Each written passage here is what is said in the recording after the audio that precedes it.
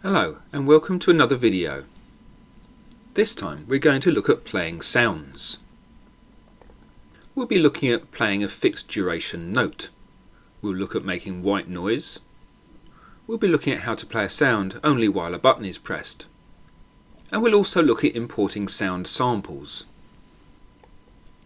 I've put together a small example which shows off some of these features.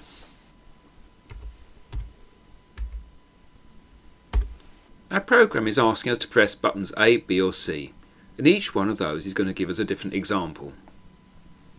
So if I press button A,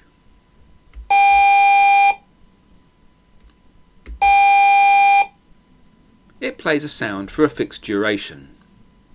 If I press button B,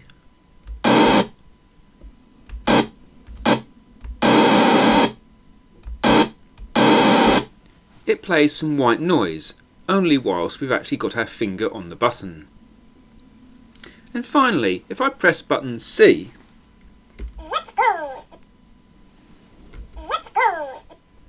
it's playing a sound sample.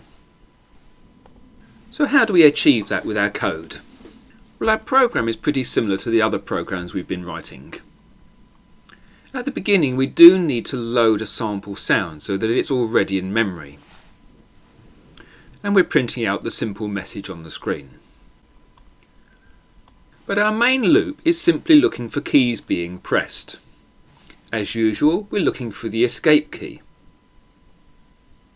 We're also looking for buttons A, B and C, and then going off to an appropriate routine for each one is pressed.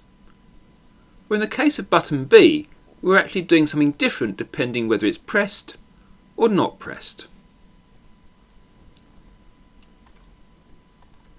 In order to play that simple note, the first thing we do is set up a sound channel and tell it what type of waveform we're going to use.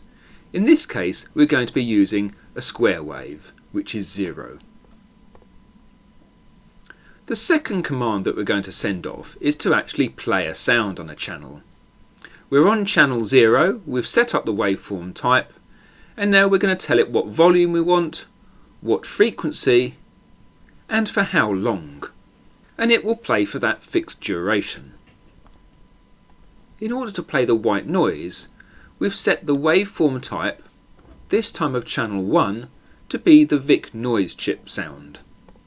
Then we're going to play the note, this time at full volume, and we have a frequency number here regarding the actual white noise. The duration here is -1, which means play indefinitely until told to do otherwise. And so when we stop the sound here, we send the command to set the volume to 0, and that will stop the sound playing. Notice also I set up a variable to determine whether or not we're currently playing the sound, so that it doesn't automatically repeat. If we want to play a sample, then we set the waveform type to -1. Here we're using sound channel number 2. When we play the sound, we choose the channel, the volume as before, but the frequency and duration are just arbitrary numbers. They're ignored when you're playing a sound sample. The sound sample had to be loaded earlier, and it has its own command for that. It's been given a sound sample number, -1. We also have to give it a length, and that is the number of bytes of the raw sample we're playing.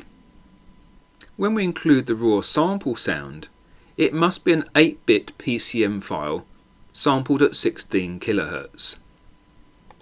The documentation on the enhanced audio gives you lots more details on these commands and others that you can use. Try setting up some of your own sounds with different frequencies and different effects.